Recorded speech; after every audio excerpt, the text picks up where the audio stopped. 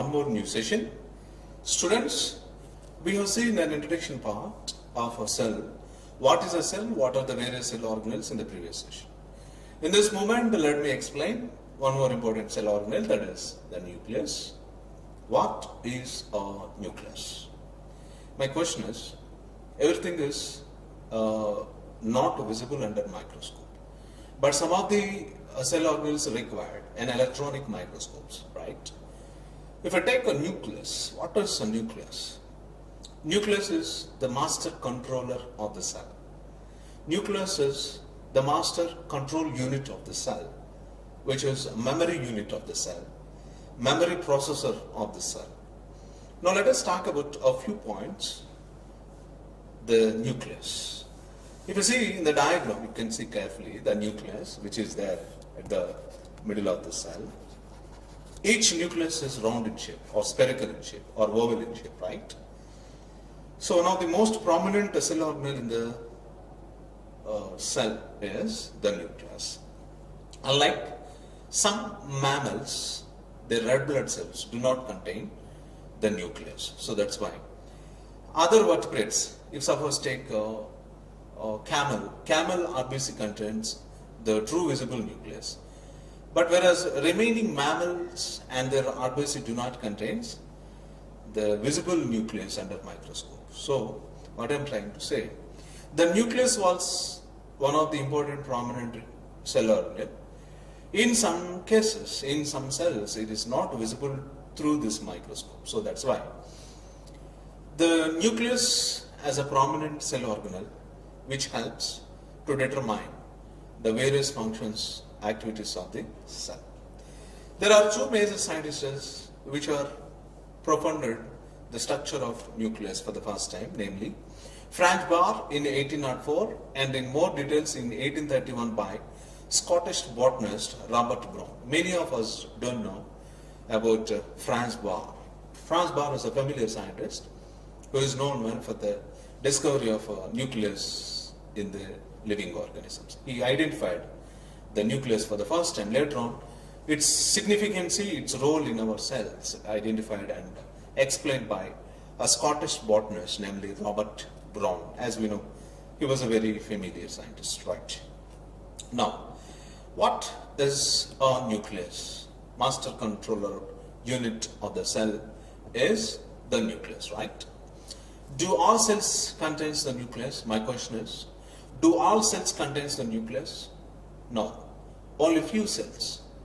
Only almost 99% of the cells in our body contains nucleus, except human RBC. Whereas the remaining human cells contains the well-developed nucleus. Now, whereas if you see the bacteria, which do not contain the nucleus. What I mean, nucleus is not visible in the bacterian cells. What is the reason? Why? Because in the bacterian cells, nucleus do not have any membrane around itself. So, due to lack of the membrane, the nucleus easily sinks in the cytoplasm and do not visible under microscope. So that's why. The nucleus is one of the prominent cell organelle which is a double-walled membrane structure. If there are two membranes, easily it can float. So let me say an example. While you are traveling in a ship, suddenly there was an accident and you may fall into the water. You don't know the swimming and eventually you will sink into the water. Whereas if there is a protective jacket or a balloon, you can float on the surface of this water with the help of this protective jacket or a balloon, isn't it? In the same way, if there are two membranes around the nucleus, definitely the nucleus can float on the cytoplasm. If these membranes are absent, the genetic material of the nucleus submerged or sinks in the cytoplasm of the cell.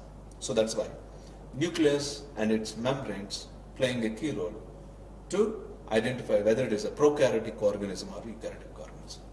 What is a prokaryotic organism and eukaryotic organism? A prokaryotic organism is an organism which do not contain is DNA. DNA is nothing but deoxyribonucleic acid. which is present a part of chromatin material. There is a chromatin material, already I said to you.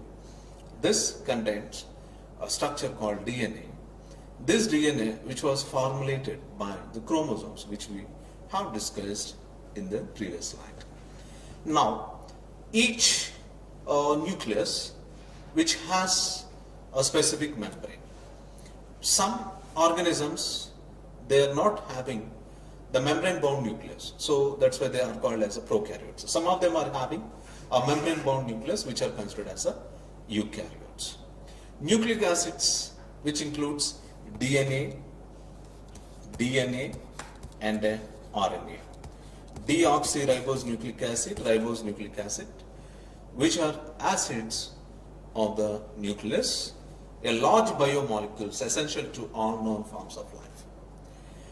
Now, there is a specific length identified in DNA and RNA, but most of the human cells contains DNA as a genetic material.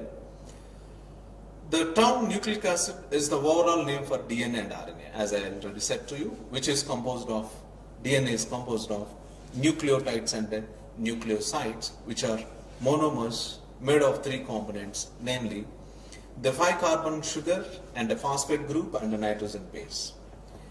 The detailed structure of nucleus we are going to see in the higher classes, but if you see the structure of a nucleus or the DNA, generally it looks like this. The DNA generally has same typical structure like this. Okay, this is about a nucleus, important cell organ. We'll meet in the next session once again with a new concept. Until stay tuned, have a nice day. Thank you.